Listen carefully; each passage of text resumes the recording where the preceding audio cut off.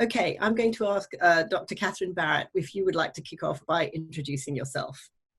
Hello everyone, my name's Catherine Barrett. I coordinate a social enterprise called Celebrate Ageing.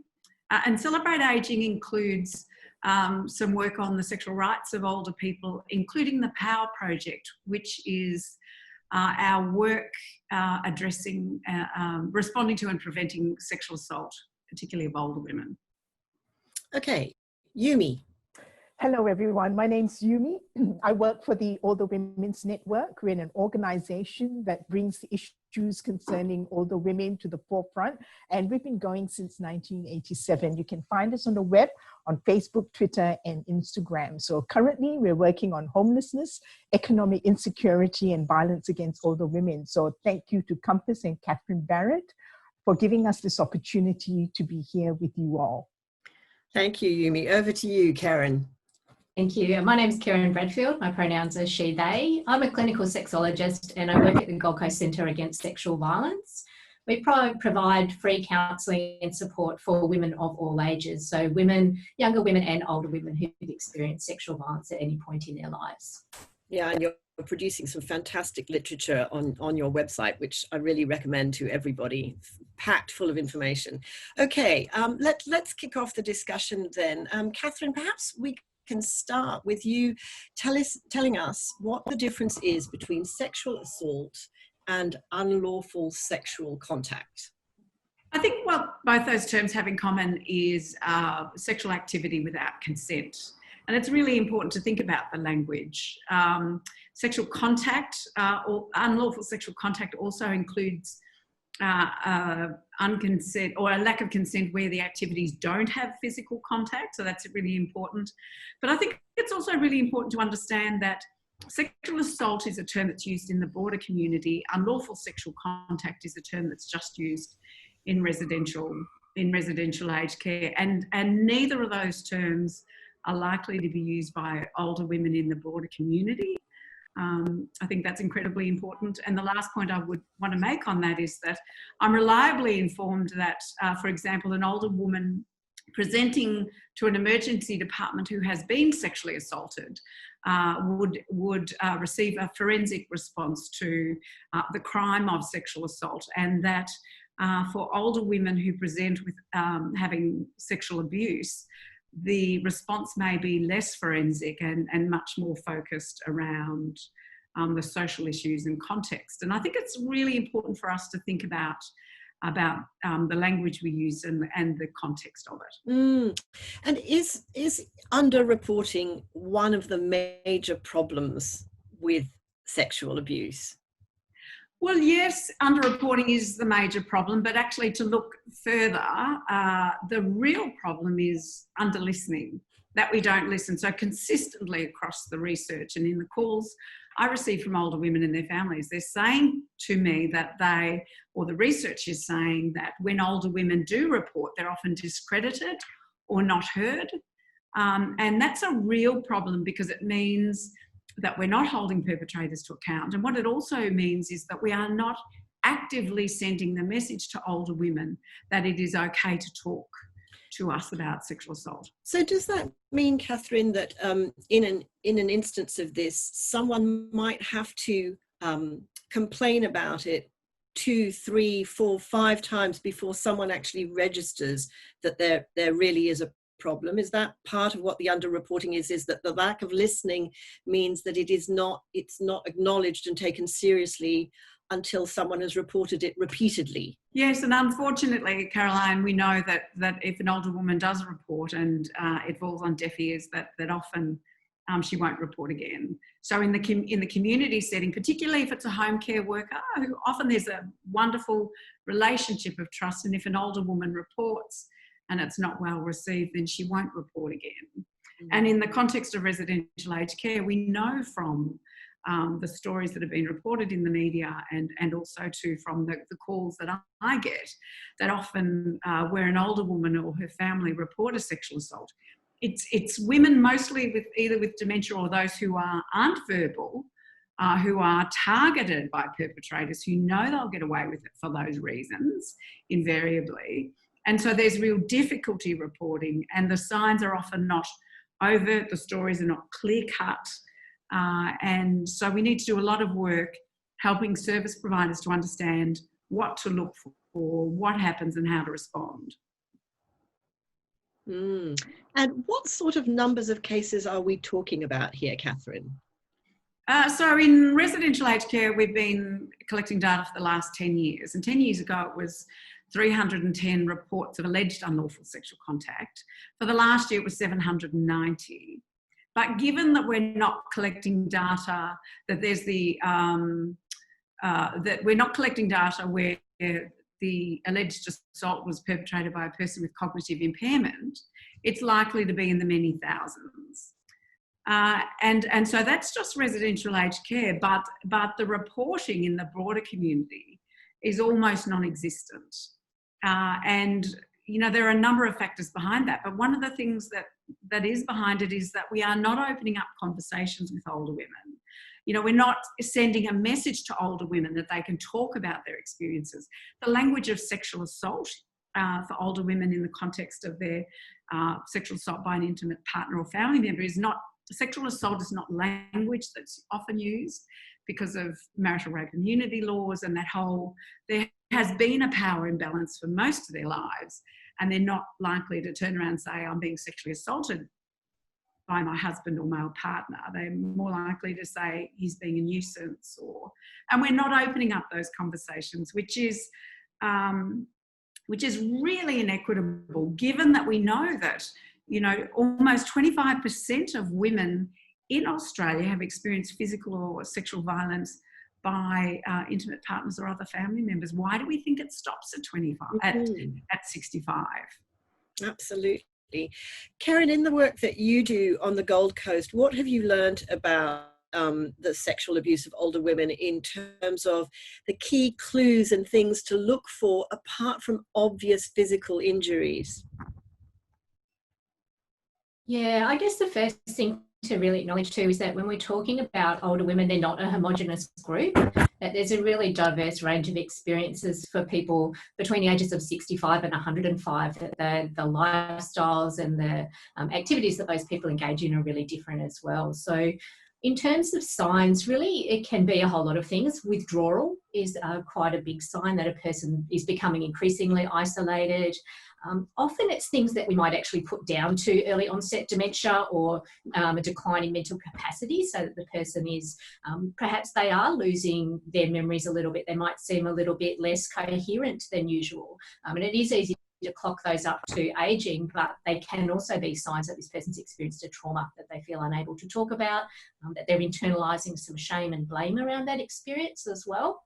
And I think, as Catherine said, it's around that language. There's not many people that if you said to them, have you been sexually assaulted, would identify their experience as that and say yes. It's more about saying, has somebody made you feel uncomfortable? Has somebody touched your body in a way that's made you scared? And actually giving people the opportunity to open up that conversation and really start to make sense of their experience. Because if you're socialised in a world like most of us are, that teaches you that you don't have agency and that consent looks like just agreeing with whatever is done to you, then it's hard to identify what is non-consensual and what actually is taking away your rights.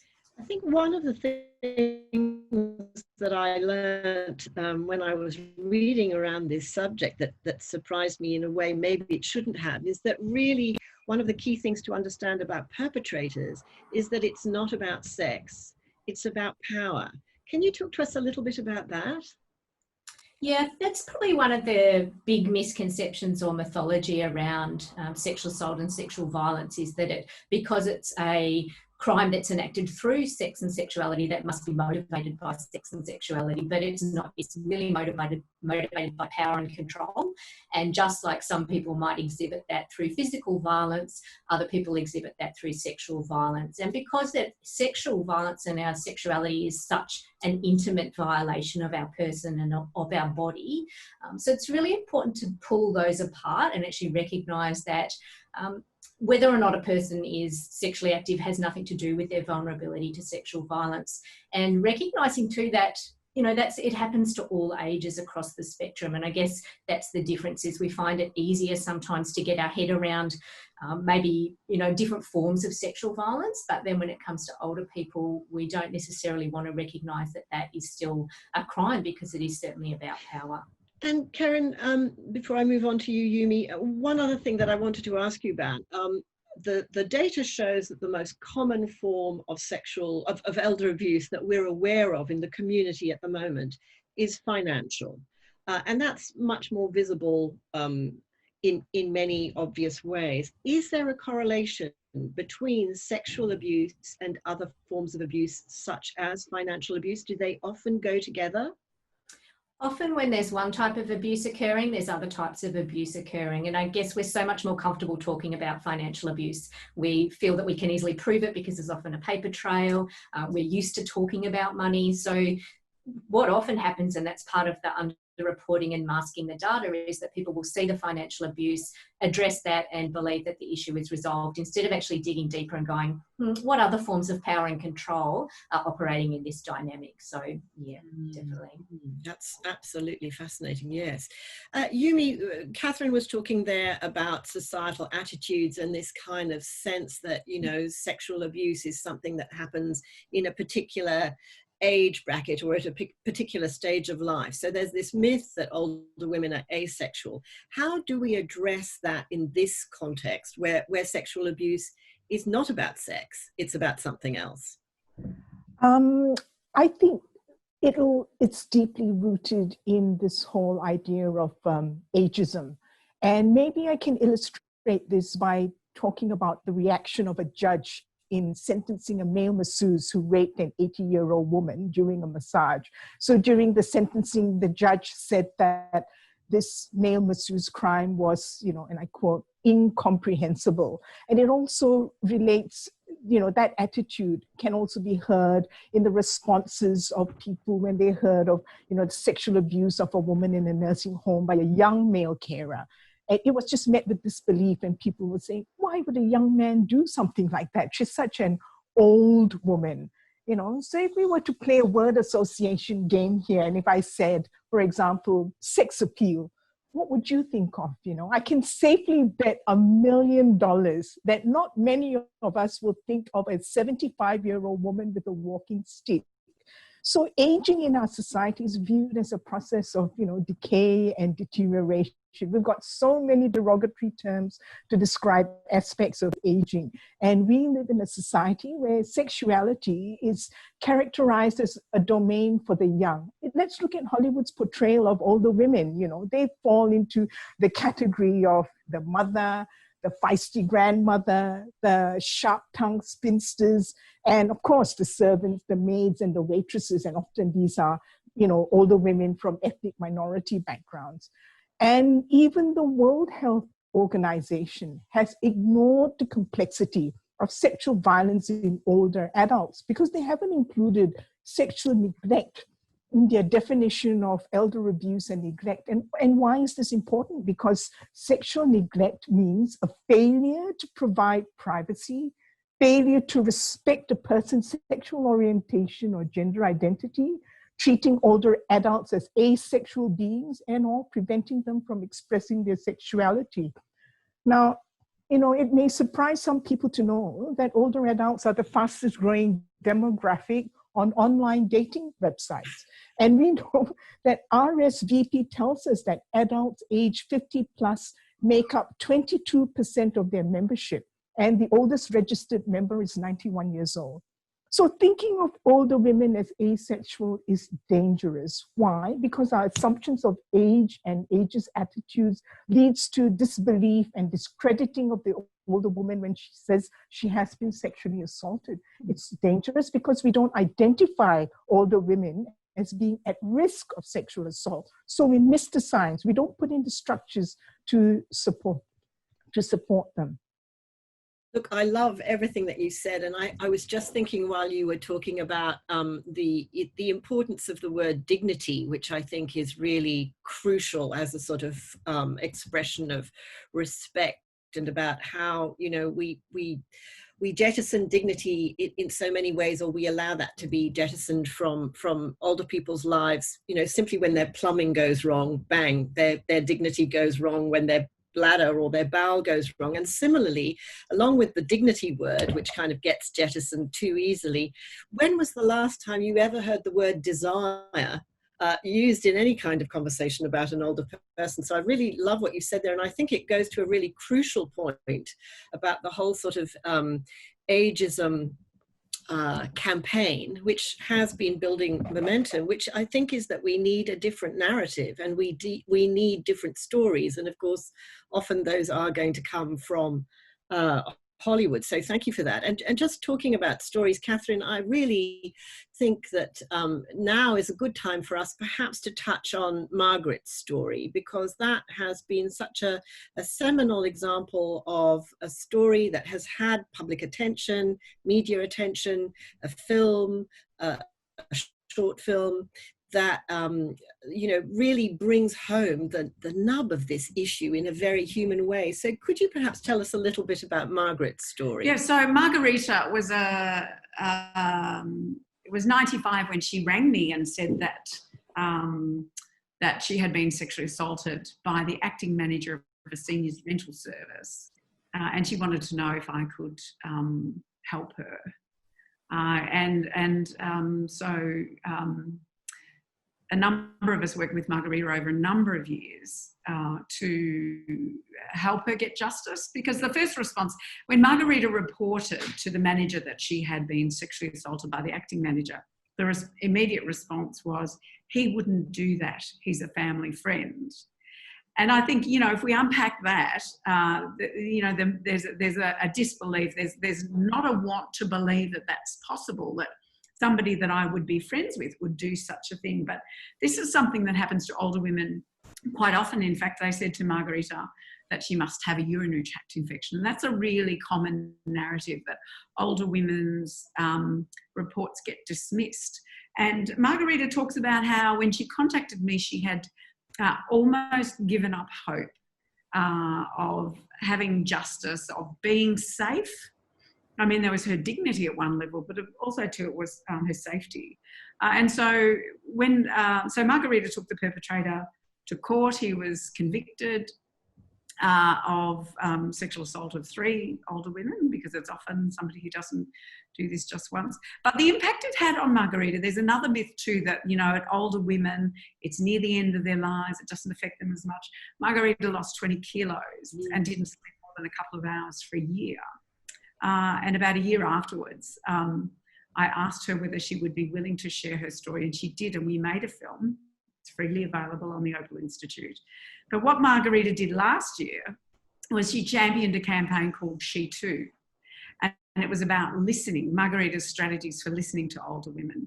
And it's incredibly powerful. Margarita was a former war nurse, and the strategy for listening that sits with me so strongly is Margarita says, listen with your eyes. And it's Kerrin's point before, that there's not, particularly for older women who have dementia, there's not a neat story that has beginning, middle, end. There's not, you know, really necessarily obvious physical signs of sexual assault. That does not mean an older woman has not been sexually assaulted. And so Margarita's core message was, you know, what are the changes that you see? And if you want to ask an older woman, you know, are you okay? And she doesn't look okay, ask again. And so I think we are so fortunate that Margarita has shared her story publicly. And Margarita's the first woman that I know of who has been prepared or felt safe enough to share her story publicly. And I think that says a lot about the context in Australia, that women, older women, aren't sharing their stories.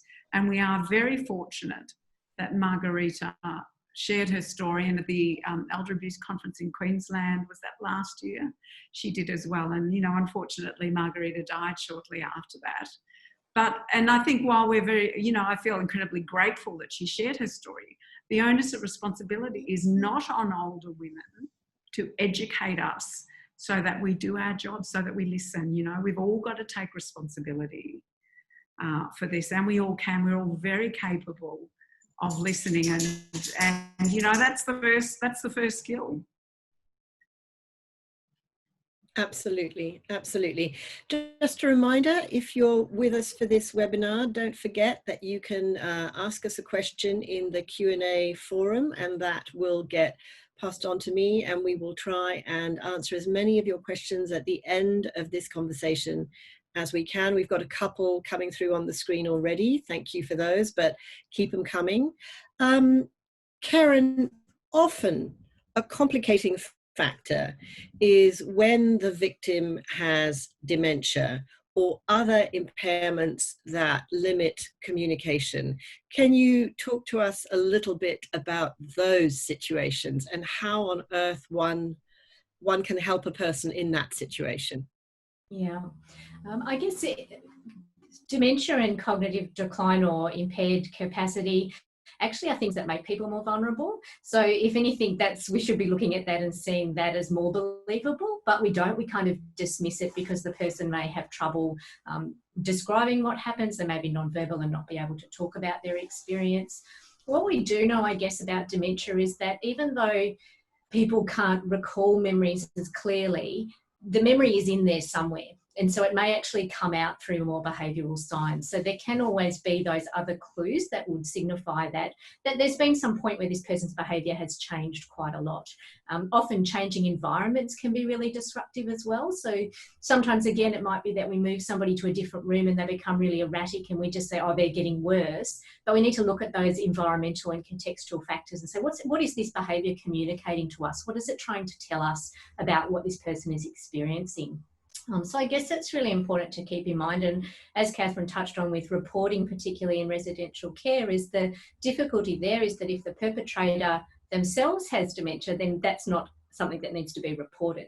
So we're running into this kind of double issue where it's being swept under the carpet and people are incredibly at risk. The good thing, though, I think that we do need to acknowledge is that people with dementia can consent to sexual activity, but it requires a deeper understanding of consent as a tool. We tend to think of consent as a word. It's a yes, it's a tick. Consent is a tool. It's an ongoing communication that shows that people understand what they're agreeing to. It shows that people understand where they'll be doing it, that they're aware of who the other person is. So really, I guess, upskilling workers in particular to understand the nuances of consent means that they can better support people with dementia who want to have consensual sexual activity. And the better that we get at recognising that, the more obvious the non-consensual stuff becomes, because we've almost got this contrast. So that if people are modelling consensual behaviours, you know, we like saying things like, I need to roll you over now. I'm actually going to be touching your private parts. I need to clean them. If we use words to verbalise what's going on and go through the process of consent, then when somebody comes in and pays too much attention to genital hygiene or is doing something wrong, it stands out more because the people doing the right thing are modelling the right thing and they're doing it in really transparent and clear ways. So seeing dementia, yes, as a vulnerability, but absolutely recognising that there's some really important stuff in there that we can use to help shine a light on the issues around elder sexual abuse in particular. What about then in a situation where perhaps someone is unable to speak as a result of something like a stroke? Yeah, so we use non-verbal, but that doesn't mean they're non-communicative. And there certainly are a whole range of tools out there to help people communicate, whether that's using pictures, whether it's using boards. It might be that the person is still able to communicate. And as I said before, behaviour is a huge tool in a person's communication repertoire, is that the loss of sleep that Margarita experienced was a real signal that there was something emotionally happening for her that she was struggling with. So looking at those, we often put a lot of reliance on words, but that's usually the least common way that people communicate about an experience of trauma or sexual assault. Yumi, how do we open conversations with women who've experienced sexual abuse to prevent perpetuating this underreporting problem? What encourages women to talk and what stops them? I think maybe first we need to ask the question, have we ourselves laid the groundwork to enable us to open the conversation? Because there's so much that is wrong with the way we look at older women. First up, we need to recognize that older women, they're not a homogeneous group. We're talking about a group of women whose ages span from the 50s to the 90s. There's a huge age range there. We're talking about a group of women who come from a range of cultural backgrounds, who hold different beliefs. We have First Nations older women who carry with them the trauma of dispossession. And we have older women who grew up at a time when sex matters were private. They've been socialized with more traditional attitudes and values on gender roles. So these older women grew up at a time when rape in marriage was not a crime. They couldn't even get a mortgage in their own right. And these traditional gender arrangements and beliefs and behaviors just reinforce their sexual subordination to men. So, you know, we've got to understand where they're coming from. And we also have geographical differences. Older women who live in rural areas, in places where traditional views and values hold very strong and where everyone knows each other, they're going to find it difficult to discuss these issues. And, you know, let's look at our service providers too, such as doctors, carers, police, religious leaders. They all need education, training, resources to help them to identify abuse, to establish, you know, protocols and adhere to protocols that respond effectively, humanely, and which recognizes the word that you used earlier, Caroline, the dignity of the older women. And the other question that worries me is, once we open up the conversation, where will it lead? Do we have the ability to support them through the entire process? For example, you know, older women tend to have more age-related health issues. So it'll make it difficult for them to face the criminal justice system. You know, they may have limited mobility, they may have sight or hearing problems and poor physical and mental health. So this really makes police questioning and the criminal justice trial process really challenging. Is our criminal justice system sensitive to the specific needs of these older survivors? And older survivors need similar support as younger survivors. They need emotional support, counseling, help with the legal process, and practical support around housing and finances. Do we have these structures in place? And can I just make a note about housing? Did you know that 76,000 women approach housing services for assistance? You know, family and domestic violence is the biggest single driver for homelessness for women. And we know that older women are the fastest growing cohort amongst the homeless in Australia. If the government is really serious about addressing the issue of domestic violence, they will need to make investments in social and affordable housing. There is no question about it. In the past, women have just had to stay in hotel rooms for a night or two, and now it's stretched to weeks. And the government has got to make the investment in supporting survivors of violence, and that stretches to older women too. So these are everything that we need to make sure we have in place to help open up the conversation. And I'd just like to stress what Catherine has said earlier with regards to listening. This is unbelievably important because research has shown that supporting the psychological well-being of victims depend on supportive, positive reactions to their disclosure of sexual assault. If they feel they're being believed, their experiences and feelings are validated, this reduces their sense of self-blame and shame. And we know that if we don't believe them, if we patronize them, if we discourage disclosure, and you know, this will have tremendous effects of them experiencing depression and PTSD.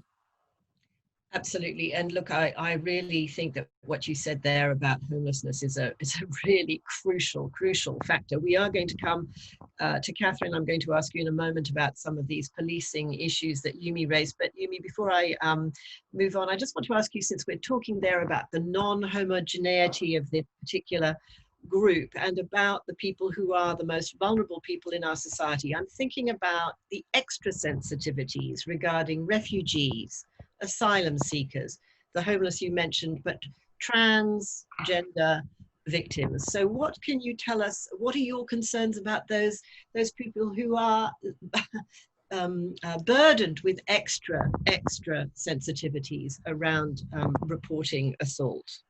Yes, I think older women carry with them a continuum of abuse for a lot of these people from these different backgrounds. I think some of them, particularly during the COVID pandemic, shut down. Some of the older women who have this trauma in their backgrounds suddenly find that it's all resurfacing again due to the lockdown. And I think it calls on all of us, including service providers, to be sensitive to the variety of backgrounds that older women come from, you know, all the different experiences that they have with them. I think it's really important to acknowledge that and to know that it exists. Absolutely. And cultural sensitivities, you know, they can include so many different aspects of different cultures around the idea of shame and guilt. You know, Yes. that's an extra difficult factor. Catherine, Yumi was talking there about the need for training and for education, and raised the issue of the police and police response. What is being done by organisations to respond to this problem? We're hearing so much about the need at the moment for police reform on issues to do with racism. So they've got a lot on their plate, but just talk to us a little bit about your experience of the way the police respond when there has been a complaint. I think the response is a little varied. Some of the services that I have worked with, sexual assault teams in police, so a number of states and territories have specialist sexual assault teams in their police services. And they understand sexual assault very well. They understand that it is something that happens to older women. And I think similarly with family violence services in police services, I think there's also an understanding there. But I think one of the things that's a little bit of a contentious issue at the moment, I'm working with a family documenting their story of their mother's experience, who reported a sexual assault or unwanted sexual contact in a residential aged care home. And so you can read Sandra's story on the OPAL Institute webpage. And I've been working with the family to document the responses of all the service providers they reported to. And I think the overwhelming impression when you look at that case study, if you like, is that there's multi-systems failure here, that so many services are unprepared, haven't had the education, don't have the resources, don't have the policy or guidelines. And I think we can do better than that. And I think one of the things that has been really quite disturbing for me to hear was that when Sandra's family reported, so they actually did a lot of work getting records and going through records, and so there's quite an evidence trail. And they had a retired detective help them, a retired police officer help them go through all these records. And they contacted the police to ask the police to investigate. And the police said they would not investigate because Sandra had a diagnosis of dementia, not because of her cognitive function, but because of her diagnosis. And in fact, I have seen the police notes. I've seen a photocopy of the police notes, and the police in those notes have written that Sandra had rape fantasies. Now, it's quite, for me, it feels fair. I have a really strong sense, and I've discussed this with Sandra's family, a really strong sense of reading what happened to Sandra, that she was in fact sexually assaulted. And so to hear from the police that they wouldn't investigate because of her diagnosis, it actually seems to me to be an issue of discriminating against someone on the basis of a physical characteristic. But also too, it's knowing that older women with dementia are targeted by perpetrators who believe they'll get away with it because older women won't be believed. There's something wrong. And I think the police officers or the police departments that I've worked with who do work around sexual assault teams or family violence, I think they would be very disappointed to hear this story.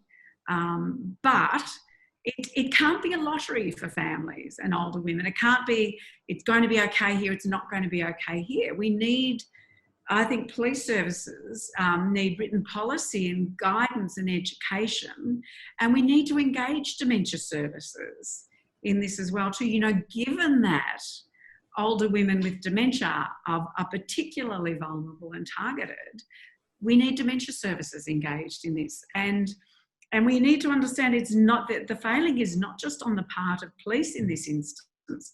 There was the aged care home, there was the GP, there was the DBMAS that weren't informed, there was the geriatrician, there was the psychiatric inpatient unit, and everybody was responding to Sandra's rising agitation by medicating her mostly, and people weren't going, well, is there a possibility that actually she has been raped or sexually assaulted? And then the intervention would have been quite different. You know, like we've heard from Kerrin, we hear about, I mean, you get that sense from listening to Kerrin, the potential for a sexual assault service to come in and do some work with an older woman who's reported as sexual assault, and to do some work with families. And then, you know, even if perpetrators aren't charged and convicted, if we don't get as far as conviction, there can still be an investigation that goes, what happened here? And you know, what are the patterns and how can we prevent this from happening? But we're missing so much because we're not recognising there's a problem. Absolutely. I'm going to come back to you with a follow-up on that in a moment, but I just want to remind our audience there's so much meat here to chew on, so please send us your questions through the Q&A forum, and we'll answer them as we come to the end of this conversation. Catherine, just following on from what you said there, in terms of all the sorts of the network that we need to create safety, are there a lot of gaps in information sharing between states and territories? Is part of the problem that we need a coordinated, national, consistent sort of support system for this? Yeah, absolutely, absolutely. And I think what we need really is the government. We need government leadership on this. You know, I think there needs to be, I mean, in residential aged care homes, we're collecting data on prevalence, on reports. But to the best of my knowledge, we're not doing anything with that data. Now, most of us are aware of that quality loop where you collect the data, you make a plan, you implement the plan, and you evaluate it. Well, in residential aged care, we're collecting the data, but to the best of my knowledge, we're not doing anything with it. We need to use that data to identify patterns and resource change. And perhaps that will change with the move to serious incident report schemes. But I think for us at the moment, to point the finger at residential aged care homes and say, not good enough, well, it is not good enough, but what are we doing to tell residential aged care homes that this is, you know, where's the resourcing, where's the education, where are the policies? And if we're not closing that quality loop, we're sending a message that older women aren't important enough. And what about in the broader community? The power of aged care service providers who are going into older women's own homes, the power to open up a conversation and to look around and go, well, I notice that her husband won't let me in the room at the same time. What's happening here? And, you know, there are stories like that from the research. And for service providers then to be able to open up conversations when they have the skill set and to offer women information on their choices. These are the things that we are missing. And it comes back to leadership. You know, we need the government. It can't, I mean, it's wonderful that there is this groundswell. It's wonderful that Compass are doing work and that the Older Women's Network are, and that the Gold Coast Centre Against Sexual Assault are as well too, and that the AAG and some of the elder abuse services, but it needs to come from the government. We need the government to say, older women are so important that we're going to put a strategy in place, and the strategy will look at multiple systems. It's interesting that you mentioned that, Catherine, because again, you know, going back to sort of the importance of framing a narrative around this, I remember being at a COTA conference last year where there was a speaker from the NDIS who was talking about how they developed an advocacy campaign that meant that the public took on the idea that it was un-Australian not to do something about disability. It really captured the public imagination, and the public had a real will around this. So do you think that we need the same sort of narrative thrust, if you like, here, with a story that's saying, you know, this could happen to your grandmother, this could happen to your mother? We need to make the public feel that there's a degree of emotional investment here. Well, look, I think that's one of the strategies that we need. And the other one that Yumi described so beautifully well was there is an issue of ageism and sexism here. And older women at that intersection are being treated differently. You know, if this was a particular issue for older men, perhaps it would be different. And I think all of those are important. But we do need the community awareness campaign. We need to challenge ageism and sexism. But what we need to do is we need to resource people with education and policy and guidance so that when we do open up the conversations and we do that community awareness campaign, when older women start reporting, when they feel safe enough to report, that we all have the skill set to respond appropriately. And I think, you know, in terms of ageism and sexism, the power of a government stance on this would be to send the message that older women have the right to be safe in their own homes and residential aged care. And so that requires more than just the gathering of the data. It requires resourcing of strategies for change. Mm. Thank you for that, Catherine. Kerrin, how do we go about reframing attitudes to older women's sexuality, and what is positive sexuality? Can you tell us about that? Yeah, sure. So I guess positive sexuality is really an approach to recognising that sexuality is a lifelong experience. So we're sexual beings from birth to death, and with that comes a right to experience that in a way that's best for you, to express that in a way that you choose. And so when we talk about positive sexuality, we're really looking at consent, we're looking at pleasure, we're looking at self-determination, rather than looking at sex and sexuality purely as penetration, purely as something that is done to people. It's actually an internal experience of self and identity. So when we start to see it like that, then we can see that it belongs to everybody. Because if we're just looking at it as, I think Yumi mentioned before, it's about, in our current culture, we see sexuality as youth, as beauty, as attractiveness, as athleticism, all those things that actually deny sexual rights to a whole lot of people with disability, older people, teenagers. Everybody has a right to be safe and to have healthy and pleasurable sexual experiences. So really redefining that. And I guess as we look towards older people, one of the great opportunities that comes with aging is that sexual relationships have less of a focus on that athleticism and sort of, you know, pornographic style sex that we might talk about or conceptualize. So it is a move towards intimacy. It's a move towards communication and connection.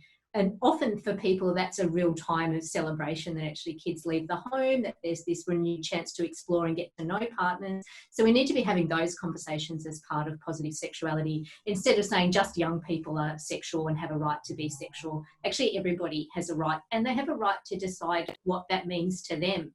So I think I guess one of the unique issues around ageing and elder sexual abuse in particular is that it happens at the end of somebody's life. So unlike people who perhaps are impacted by childhood sexual abuse, who often go on to be lifelong advocates for getting that change in that area, who go on to advocate for harm minimisation, for education, for policy. Unfortunately, by the time people experience or are impacted by elder sexual abuse, they're often towards the end of their life. And so there isn't that prolonged advocacy campaign. And the responsibility of that is with us. You know, you said, do we need a campaign that says this could be your mother, this could be your sister, this could be all of us. We're all aging. This is the future that awaits us. And we need to be angry about that now and advocate for change now, because we're all going to end up there. So it is easy in our society to go, oh, they're just old people, they're invisible, we don't need to worry about them, because we don't respect wisdom. We do have negative words instead of saying wise, sage, crone, all those really positive archetypes around ageing are kind of erased in our current porn society, that we don't look at sexuality. So positive sexuality is a celebration. It's rights-based, and it's about acknowledging that it's across the life course in lots of different ways. Question, but I think what you are asking was, are there particular resources that we need?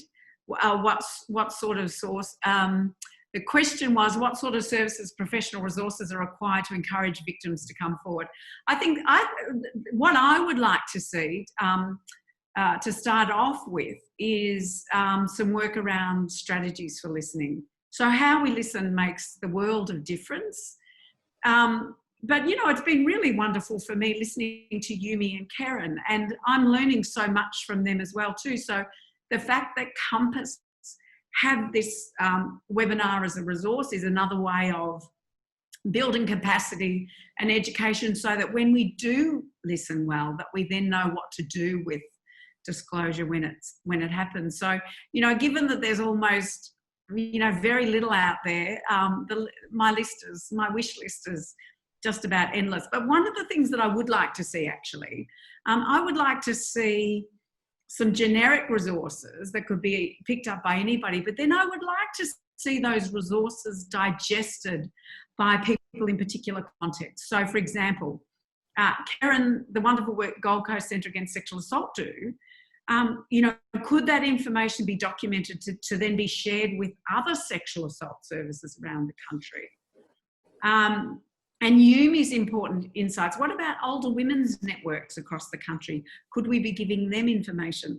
What about some information that was specific to elder abuse services? You know, could there be a training module for elder abuse services so they knew, you know, best practice in listening and responding? And then what about for police services, and then family violence services? And, you know, the list goes on and on, but the list goes on and on because we're just getting started.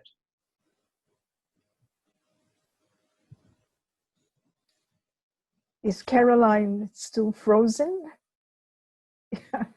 Can you hear Caroline? I can, yes. Yes, okay, good. But was Catherine speaking? Yes, I've answered the question, Caroline. Oh, good, because we've got another question that's come through, which is, since the vast majority of sexual perpetrators are men, are there any policies restricting care services being provided by male workers without a female worker present? Catherine, you might want to tackle that again. No, my understanding is that because we're not having conversations, there aren't any policies. And I would not like to see males being restricted from providing services, because there are so many male workers who are wonderful. And I think, you know, what I would like to see is us having conversations and resourcing aged care service providers so they understand how better to respond.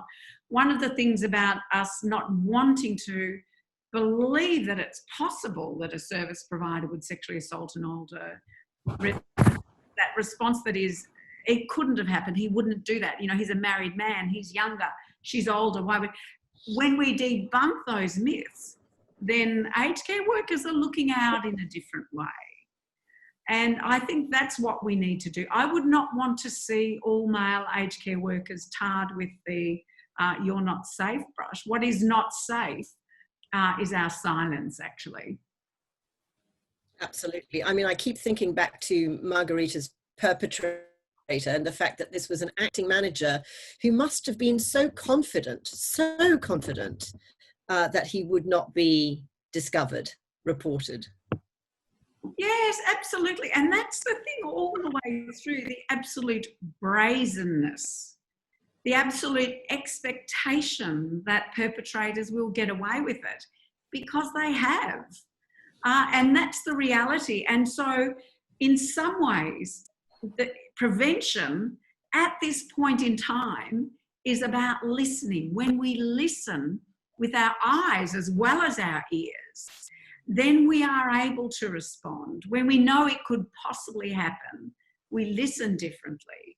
And then when we hold perpetrators to account, older women become safer. Another question that's come through, which is about the concern that assaults by people with cognitive impairment are not required to be reported. What can we do about this? This is a particularly acute problem, and it's much more common, I think, than people realize, unless they are around dementia, and I speak with personal experience of that. I think, what can we do about that? We can change it. I think we need to change it. And I think we've got to say, why are we gathering this data? I think if we're not doing anything with the data, don't gather it. Like, what's the point? But if we say gathering this data helps us to identify patterns that can inform education and policy and guidelines that then help service providers to prevent sexual assault, then it needs to be mandatory reporting rather than compulsory. So it's everybody, report everything. And I think there's real merit in this, in saying, well, if a sexual assault is, or unwanted, unlawful sexual contact is being perpetrated by a person who's cognitively impaired, we want to know, because we want to know, how can we prevent this from happening? Mm. You know, if this person has perpetrated an assault in this instance and then continues on unabated, what can we do? What resources can we give to service providers? That's why I think it needs to be mandatory rather than compulsory, if we are doing something with the data. Talking of which, and we're just about to run out of time now, Catherine, will the SheToo campaign continue? The SheToo campaign will continue, and my work will continue until somebody else takes up the mantle and there's real leadership.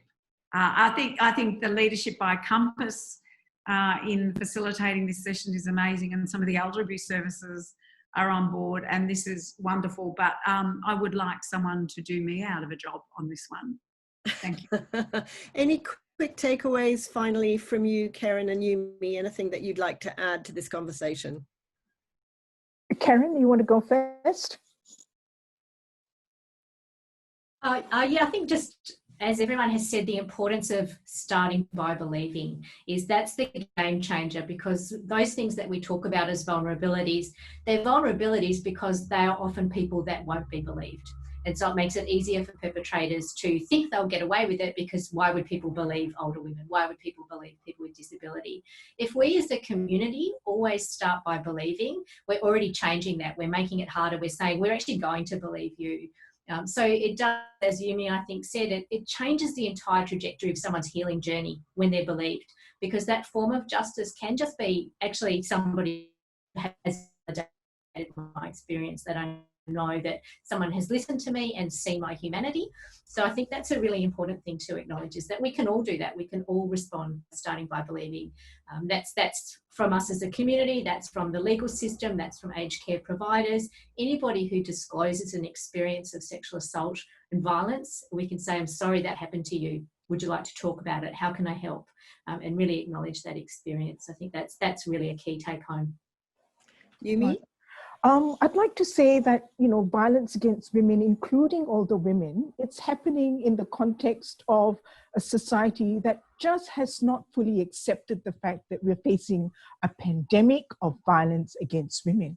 We don't have a national standard for defining domestic violence. We don't have a national standard for recording domestic and family violence incidents. And there is no national consistency for recording police call-outs for domestic and family violence situations. And, I'd just like to stress Catherine's point that she made earlier. We need government leadership in this. It cannot be left to the free market to solve this problem. We've got to put our money where our mouth is. If we really care about violence against women and violence against older women, we need the government to take the lead. We need the government to adequately fund all the services necessary, all the training necessary, so that we can take big steps to solving this problem. as Catherine says, we can talk about it all we like, but if there is no leadership to coordinate it and to lead it, we're not going to get where we want to go. And it'll be so depressing to have this conversation again 10 years from now. No, we can't let that happen. I agree with you. Look, we've come to the end of this webinar. I would like to thank our three speakers today, Dr. Catherine Barrett, Yumi Lee, and Kerrin Bradfield.